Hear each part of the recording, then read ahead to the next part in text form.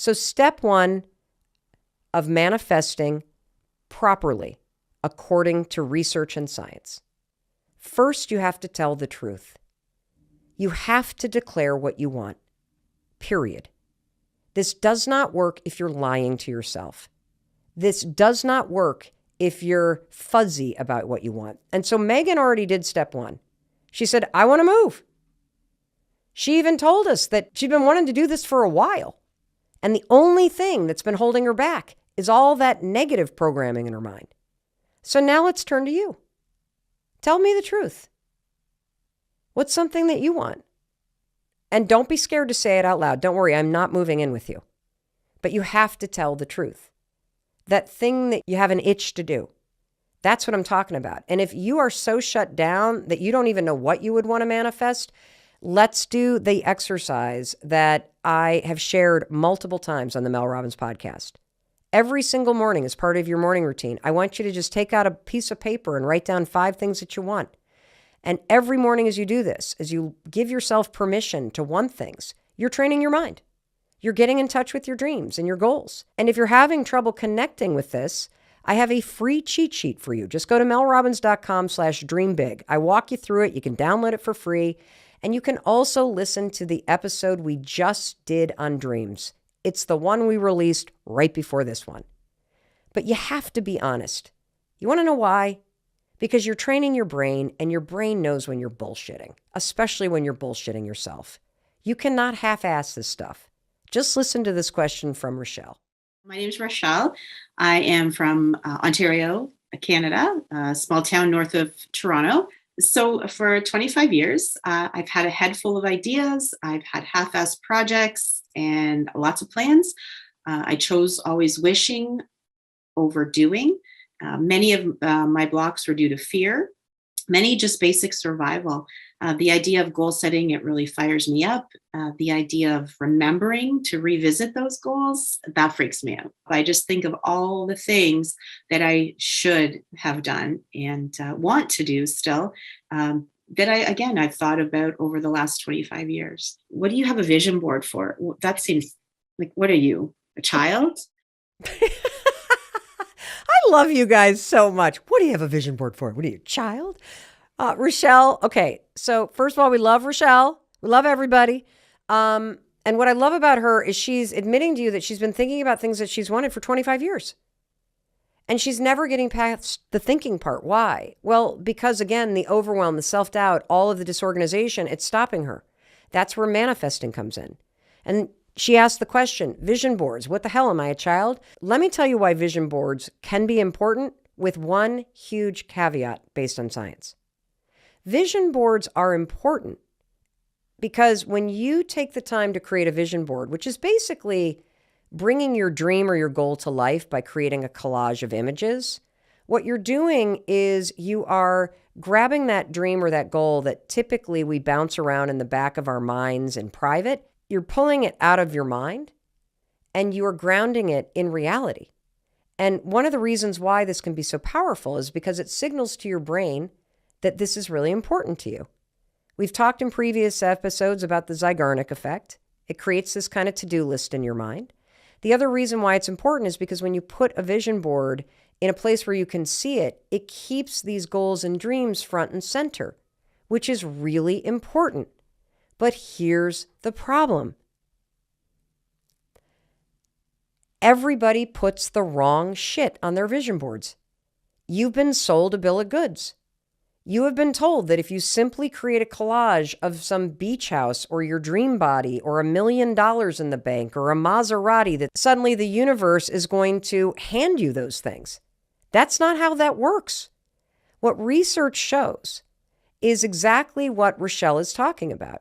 If all you ever do is think about the big thing, you think about the end goal, the beach house, the Maserati, the thing that's like 10 years from now, and then you create this beautiful collage of this amazing thing that you want. That's a huge mistake. And see, everybody makes this mistake. If you look at anybody's vision board, you know what's on it? It's beach houses and $1 million and a Maserati and the finishing line at the New York City Marathon and all the things that you hope and dream for. And the reason why that's a huge mistake is that if the only thing that is on your vision board is the thing that's going to take you 10 years to get done. As you sit here in your studio apartment or in the spare bedroom of your parents' house at a desk in the corner and you stare at a $10 million beach house, oh my God, that is going to feel so far away. It's going to feel like you might as well move to Mars, for crying out loud. Instead of that vision board keeping your dreams front and center, that vision board is rubbing them in your face. It's not motivating at all. Why? Because you start to become present day in and day out to how far away you are from that dream of yours. And that starts to make you feel less motivated. It doesn't surprise me at all that Rochelle has been thinking about all kinds of things for 25 years, and yet she can't get started. And the reason why is because she is making the mistake of visualizing the end. Manifesting is not just hoping and wishing, remember, for that beach house? Manifesting is training your mind, body, and spirit to do the work to make that beach house a reality. And step 2 to manifesting according to neuroscience. Visualize the steps along the way. This is research from UCLA.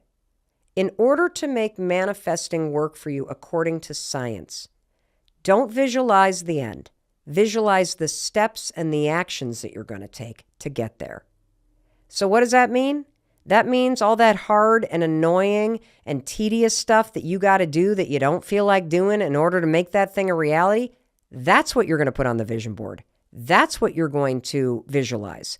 You see, according to the research from UCLA, brain scans show that when you visualize yourself performing an action, you stimulate the same brain region that you're using when you actually perform that action. So manifesting properly, according to science, means you are socializing your mind to take action. Now, what does socializing your mind mean? Because that's the language they used in the study. It means you're training your mind to take the action. By sitting there and mentally rehearsing this, you are telling your mind, you're stimulating the part of the brain that actually is going to take the action. This taps into something called procedural memory, and it helps you lock in the actions you need to take as a new habit. See, procedural memory is part of your long-term memory. It's like writing with your hands or pouring a glass of water. All those actions and habits, they're all stored in your procedural memory. Your procedural memory has all the information that you need in order to perform things like brushing your teeth or walking and talking. And when those things get rehearsed over and over and over again, guess what? They become encoded. They become automatic. The more you think about the steps you need to take and you start to visualize them, the stronger the connections become. And this isn't just like common sense. What happens when you visualize this way is that connections are being made between gaps in neurons. They're passing signals back and forth.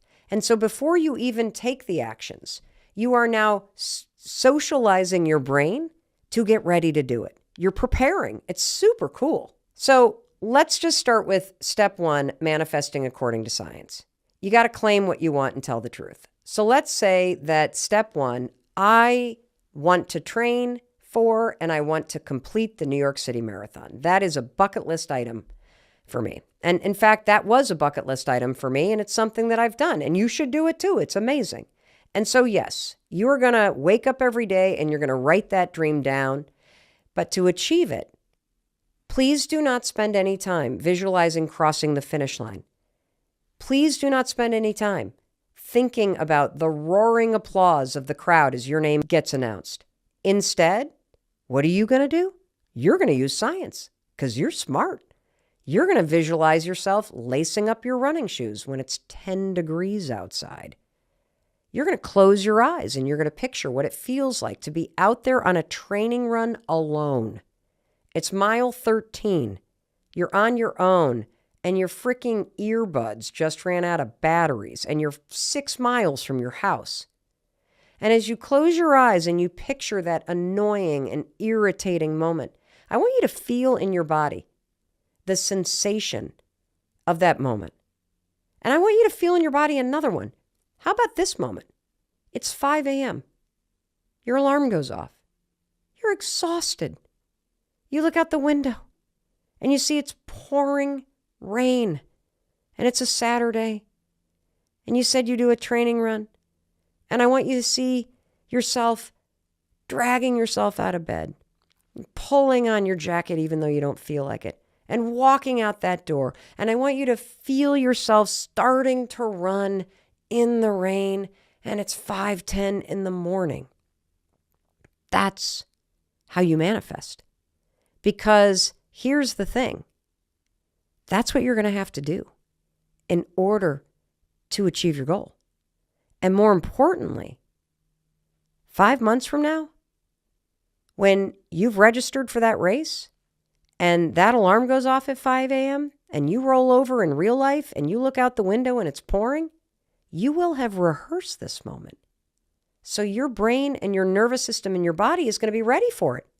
You're going to roll out of bed because you've already been in this moment. You already have seen yourself there. You've already felt the resistance. You not only know exactly how this goes, you've rehearsed it in your mind, and you've now rewired your brain to be ready for it. That's why you can't half-ass this. You got to be dead serious about visualizing the steps you need to take. And so now that you got step one, which is tell the truth about what you want. Get very clear about it. Step two is stop focusing on the end and start focusing on the irritating crap you're going to have to do day in, day out to march toward it. Now we're going to go from the kindergarten manifesting according to neuroscience to Olympic level manifesting. Are you ready? I'm ready. Because step three, to properly manifest according to science, you got to feel that stuff in your body. I mean, really feel it. You got to feel what it's like to work for that dream. Now, this isn't just Mel Robbins, and this is not even neuroscientists anymore. We're now bringing in the Olympic athletes and all of their team of psychologists because they take manifesting to an even deeper level. When you're on the Olympic team, you call this imagery because it goes way beyond sort of the visualization. An Olympic aerial skier said, you have to smell it, you have to hear it, you have to feel it, you have to feel everything. And so that means as you are closing your eyes and as you are visualizing yourself doing the work, and for an Olympic skier, that means before you even get on that slope, you are imagining every twist, every turn, every bump, every jump. You are going over and over and over and over again, every twist and every turn. Because remember, according to the research at UCLA, your brain doesn't know the difference between something that happened to you for real and the things that you imagine happening to you. So you're warming yourself up to exactly what you'll feel as you're taking action. There's a huge article about this in the New York Times, and in it, bobsledder Lyndon Rush, who's an Olympic medalist, said, I've tried to keep the track in my mind throughout the year, he said. I'll be in the shower brushing my teeth. It just takes a minute. So I do the whole track, or sometimes just the corners that are more technical. You try to keep it fresh in your head, so when you do get there, you're not just starting at square one, and it's amazing how much you can do in your own mind. And in fact, one of the things that psychologists use this for with our Olympic team is helping athletes deal with the anxiety and resistance that comes up when they're about to go back into racing after an injury. And so this sort of imagery, this deep manifesting where you feel it. So what does that mean? You got to smell the air. You got to feel the wind. You got to really put yourself at the scene. You know, when I was a young trial lawyer, I used to work for the Legal Aid Society as a criminal defense attorney. And when I was being trained to do trial work, they used to say, when you're talking to a jury, you have to put people at the scene. You've got to describe something in a way that they could almost see, taste, or smell it. And that's what you need to do. And so here's what I want to do. I want to do this with you right now. And so we're going to use our friend Megan. Remember, she's the one that wants to move from Tampa. And I want to play a part of her clip where she talks about her fears. And as you're listening to our friend Megan, I want you to see what sensations come up in your body as you are listening to her describe all the resistance and fears that she has about this thing that she wants to do. My biggest fear is just getting there and then being like, why did I do this? I'm alone. I have no family or friends here. Who knows when my family or friends are going to visit me, even if they will. Is this going to cost me a lot of money? And now I put myself in like a bad financial situation. What if I lose my job and I'm in a new city? What if I hate it? You want to know what Megan's doing? She's manifesting. She is letting her fears rehearse the worst case scenario. She has trained her brain and her nervous system to be terrified of this move. She has a visualization, all right, that it's not going to work, that her parents are going to be mad, that it's a huge mistake, that she's going to lose her job, that no wonder she's not doing it. She's using manifesting in the exact opposite way. She is systematically, through her excuses and her fears and her parents' stuff, she is training her own mind to work against her. I'm afraid of this. I'm afraid of that. It's going to be like this. It's going to be like that. You could feel, couldn't you? When she said, what if I get there and I'm alone? What if I get there and it's the worst decision? I bet you felt your chest seize a little bit. When she said, what if I regret it? I bet you felt yourself shrink a little bit. See, her excuses have trained her mind and body to resist taking the action. You do the same thing. Every time you look at the thing that you want, that itch that you have, the dream that you have, the goal that you have, and you're like, but this, but that, but what about the other person? But you're visualizing all the negative. And this is why you're stopped. And so instead of mentally rehearsing your deepest fears, let's just flip this. Try visualizing it being great. I mean, instead of going, what if it doesn't work? What if it all works out? What if this is the best decision I've ever made in my entire life? Visualize saying goodbye to your parents and packing the U-Haul. Visualize yourself alone in the apartment. Go to that really scary moment where you're there alone and you feel yourself getting anxious. But then visualize yourself putting your shoes on, leaving the house, going to that event you signed up, even though you didn't feel like it, and bumping into somebody and making a new friend. Visualize your mom calling and saying, I miss you. I wish you haven't. And as you look out at the mountains or the oceans or this whole new city that you live in, feel the pride inside yourself that you took the risk and that you're going to see her next month when you go home. And in a weird way, visualize and feel how this distance and you growing up has made your relationship stronger. Visualize that moment where you lose your job and going, but that's okay. I didn't like that job anyway. And I've met so many people here that now I'm networking and I've just landed something new. Visualize yourself winning. So I think you're getting this. I know you're getting this. Let me just recap because you know nobody gets left behind on the Mel Robbins podcast. Step 1, tell the truth. Your brain knows BS and we need the truth from you. What do you actually want? Step 2, you're going to use neuroscience, which means you're going to visualize and feel in your body all the little things you have to do, the annoying, the irritating. I want you to see it, to smell it. I want you to see yourself falling down or being scared and then picking yourself back up. And feel the pride. Push through the resistance. There you are doing it. Rehearse it in your mind over and over and over. And what you're really doing is you are decoding all the resistance that your fears put in. And you are encoding and rewiring a whole new track, a tape in your mind that shows you doing the work and making it happen. And this is what Olympic athletes do. This is what Mel Robbins does. This is what successful people in business do. And this is what you're going to be doing now. And so now I want to teach you something else, because I think what's going to happen is that you're going to get all excited and you're going to identify and tell the truth about what you want. And you're going to sit down and you're going to go to start visualizing the steps. And then something interesting is going to happen. you might find that something weird happens, because this is what happened to Mara, and it's extremely common. So listen to this question. Hey, Mel. My name's Mara. I'm from Chicago, Illinois. I have a question for you. I was just curious, how does one tackle overcoming imposter syndrome while manifesting?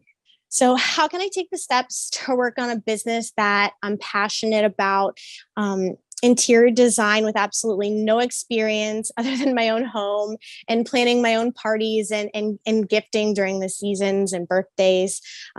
When I see these types of businesses online, they really, really inspire me to create. But the thought of me doing it myself is so scary. Okay, I love this question. This is so juicy and great, and I just am so happy, Mara, that you asked this. So first of all, let's just stop saying imposter syndrome, okay, everybody? Because when you're new to something, you're a student. That's it. You're a beginner. That's it. You're not an imposter. You're not faking anything. You're actually figuring it out. It's part of the process. And so stop saying you have imposter syndrome, because all you do is you have a dream and you're going to begin to chip away at it. That's what we're doing here. So that's number one. Number two, this is really common. And the reason why it's really common is because your fear is so big and your self-doubt is so big, and you've never done this thing before. And you can tell based on the fact that, Mara was kind of laughing. She's like, oh my God, I kind of love this thing. And so she's diminishing how big of a dream this is. And a lot of us do that. We kind of make a little bit of a joke or downplay it a little bit, or we're nervous about it. We kind of don't even admit it. So first of all, I'm proud of you for admitting it, Maura. That's step one. You told the truth. Step two, the things you need to do, you can figure out because you're a student, you're a beginner, you love this, you're smart, and there's Google and there's YouTube, and that's going to give you the steps. And those are the things that you need to visualize. So when you sit down and you start to visualize and mentally rehearse, remember, you're an Olympic athlete, you're a winner. We're using neuroscience here. We're going to decode all those fears and all those bullshit excuses, and we're going to re-encode some confidence, and we're going to see you doing it. You might experience not being able to picture yourself in the visualization. This is super common. So here's what you're going to use. You're going to use the power of objectivity. That's it. What does that mean? That means if you can't picture yourself doing the work, pick somebody that you admire who you could visualize doing the work. And there's a catch here. So for example, you could pick me.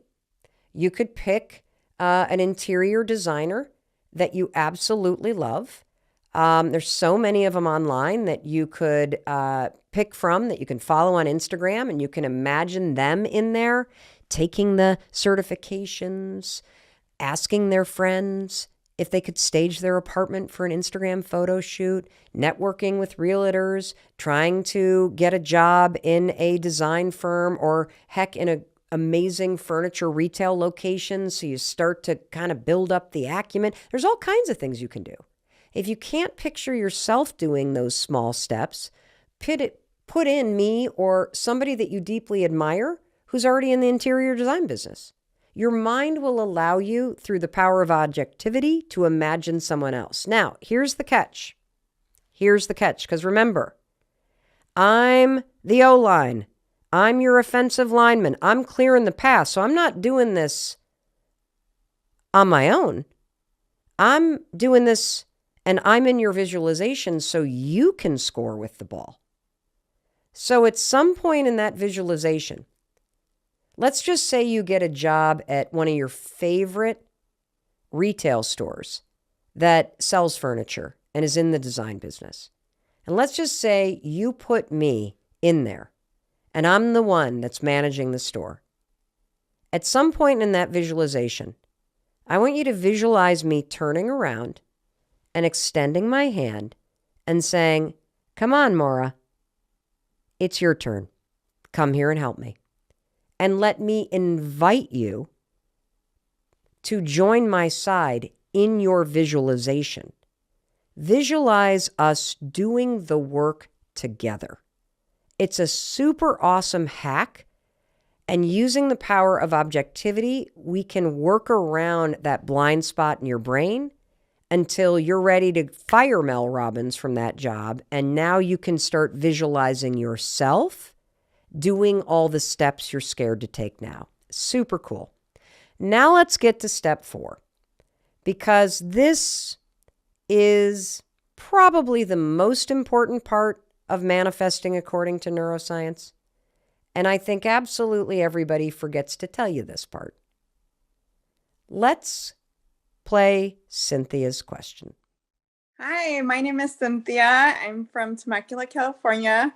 My question was to Mel, how do you go about manifesting without feeling like a sense of selfishness? I was raised in a very strict Catholic household. And when you asked for things, it was kind of like you had to do something in return. So I feel like when I'm asking the universe or God, whatever you believe in, for my things that I'm manifesting, I feel like I owe somebody something or something's going to get taken away. So it makes me a little nervous to ask or manifest. Cynthia, I got to tell you, you're right. You're right. When you manifest, it's not selfish at all, by the way. It's an act of self-love when you train your mind to help you get what you want. But when you manifest, you are going to owe somebody something. And you know what you owe them? Fucking work. That's right. You have to do the thing you're visualizing. When you sit there and you intentionally, mentally rehearse the steps you need to take, there is something that you owe the universe and you owe yourself, and that is to take the action. You're not just going to sit there and train. At some point, that Olympic athlete has to do the race. At some point, you've got to make the cold call. At some point, you got to quit the job or pack the U-Haul trailer or get off your ass and do the training run at 5 a.m. So you better believe there is going to be something that is asked of you in return. And that's where the magic comes in. Because the magic is in your actions, and manifesting according to neuroscience just gets your own fears and people's judgments and your childhood wiring out of the way so that you can take those actions. True science-backed manifestation. It's not as sexy as The Secret makes it seem, and it's actually not as complicated as a huge PhD study makes it seem. You just have to do it. That's it. You have to take the actions. You do owe the universe and yourself something. You owe yourself the actions, the effort, the work that's required. That's what your dreams demand. I talk about this all the time. You know, we all want to believe that somehow you're going to close your eyes and imagine what you want and it's going to magically happen. I'm sorry, that may happen on TikTok or in Disney, but that is not how the real world works. The way that you are going to make something a reality is you are going to declare that you want it, and then you are going to tediously, annoyingly, wake up every single day and push yourself to lay one brick in a path with one action every day. It's not going to be easy, but day by day, week by week, month by month, year by year, action by action, as you visualize yourself taking the steps, and then you actually push yourself to do the steps, you will wake up and realize you have paved a brick path to your dreams. And you are now, 10 years later, 5 years later, sitting on the porch of your ocean house. You are crossing the finish line of the New York City Marathon. You are making the final turn in that giant slalom race. That is how this works. So you do owe something. You got to put your skin in the game and your ass on the line. And you do that by waking up every day and taking one of those small steps forward that you visualized and practiced and rehearsed by manifesting properly according to neuroscience. Now let me say the final mistake. You ready for the final mistake? This is mistake number 4. You get impatient. I cannot tell you how many people literally give up on their dreams and they are one audition away from making it. Or how many people stop working on their business and they were 1 hour away from the breakthrough that they needed in the financial model. or you give up on that novel or cookbook you wanted to write because you got frustrated by the creative process. You make the mistake of thinking just because this is getting hard or it's boring or it's tedious, it's not working. Here's the thing I need you to understand. When it comes to achieving your goals and your dreams, there is no timeline involved. You have to give up the when, and you got to stay focused on the why and the how. And you now know the how. The how is using neuroscience to remove the resistance in your mind and your nervous system and your body, and then pushing yourself to do the work, because manifesting is not magically making something appear. Manifesting is preparing your mind, body, and spirit to do the work to make it a reality. Overnight success does not exist, period. Yes, there are a lot of people that are gotten lucky. Yes, privilege is real. Bias is a fact. And it is really easy to get jealous.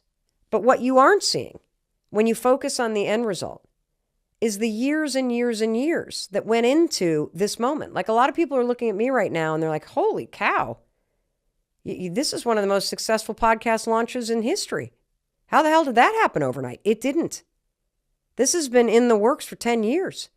I have been chipping away at it, doing the work behind the scenes before I even launched this thing. You have to ask yourself, I think, when it comes to the big stuff, are you willing to work 10 years for it? Are you willing to work 10 years for that beach house? Are you willing to work 10 years for that $1 million in the bank? Are you willing to work 10 years to get that PhD, to heal your trauma, to be happy? Because that's how long it might take. And if we're being really honest here, if it's a really big thing, it could take even longer, and that's okay. Because you know what? There's nothing more fulfilling in life than chipping away at your dreams and your goals. That's what gives your life meaning. Achieving your goals doesn't give your life meaning. Working on them, working towards something bigger than where you're at right now, that is where the real secret sauce is. Like, if you want to be successful in business, you got to get ready to make 100 hours of cold calls about your product or about the thing you're selling before you get one person that doesn't hang up on you. I'm not even talking about a yes. And that's where visualization comes in. You got to visualize the no's. If you want to be a writer, how about getting ready to write for 5 years? 5 years of drafts. 5 years of what Anne Lamott calls your shitty first draft. Days and days and days of sitting down every single day, because this is what a writer does. They sit down and they write no matter what. Days where you sit there and you stare at a blank piece of paper. Visualize that. And visualize yourself keep going. Visualize publishers saying no and no and no. And then finally, somebody says yes, or you self-publish. See, the time and the effort that you have to put in, it's not glamorous, everybody. It's not easy. And there are going to be times that you're going to feel like giving up. And this is what separates the people who achieve their goals from the people who don't, in my opinion. It's this quitting day. It's this moment where you throw in the towel. If you can go one more day, you can make it happen, because then you can go another. See, the benefit of waking up every day and using manifesting according to neuroscience to visualize yourself continuing to go forward is that when the going gets tough, you will have trained your brain and your nervous system that you're the kind of person that keeps going. And when your body and your brain knows that about you, when the going gets tough, you will keep going. So please, once you're honest with yourself about what you want, put in the time. Bring a lot of patience. And I promise, if you're willing to put in the work and the effort, and you're willing to continue to train your mind to believe that, yes, in fact, you are going to cross that finish line. You are going to have that $1 million in the bank. You are going to have the happiness and the love and the health that you deserve. You're going to have the family you've always dreamt of. You will eventually make it happen. I believe that. Honestly, I just love this shit, because manifesting according to neuroscience is one of my superpowers.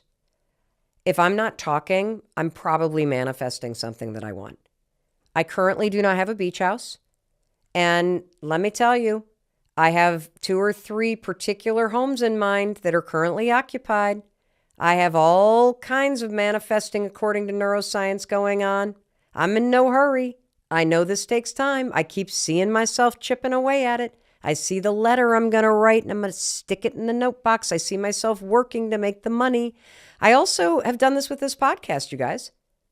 This was 2 years in the making before we recorded our first episode.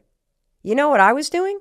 I was busy manifesting all the hard and tedious stuff that would lead me here and actually doing it. Another thing I'm manifesting, we are getting this incredible studio space in Boston. And so I keep having these visions of making the drive down from Southern Vermont. I have this vision of one of our team members, Charlotte, standing out front of the building with a clipboard. And she has this little, like, kind of one of those headset walkie-talkie things on. And she's greeting this SUV that comes up. I am upstairs having stress diarrhea because the Dalai Lama is stepping out of the SUV and is coming up to be on the Mel Robbins podcast. And I am managing through my stomach ache as Charlotte is walking the Dalai Lama through our lobby and up the elevator to our brand new, insanely cool. This is what I do, everybody, because it's a superpower. I am training my mind to help me make my big dreams and visions a reality. I'm even doing this for our daughters. I'm manifesting what it looks like for our daughter I want her to do it next fall. I'm visualizing her halfway around the world and working her way around the world. I'm visualizing our other daughter spending late nights in a session, writing her music. I can feel what it's going to feel like when she calls crying and saying that something happened. And so I'm doing this for me. I do it for you. I do it for the people that I love. This stuff is awesome because in some way, when you really get good at this, it is true what the research at UCLA says. You do trick your own brain. When we started this podcast, finally, after years of thinking about it and 2 years of properly manifesting according to neuroscience, I was so rehearsed. I had imagery, or whatever the hell the word is that the Olympians used, that when I stepped in to record our first episode, it felt like I had been doing this for 10 years. Because in my mind, I've been preparing that long. That's how cool this is. You, my friend, are the one programming this show. That's right. I have scoured the DMs, the comments, all of your submissions for topics and questions. And wow, this is the single most common question I get. The answer, believe it or not, is manifesting.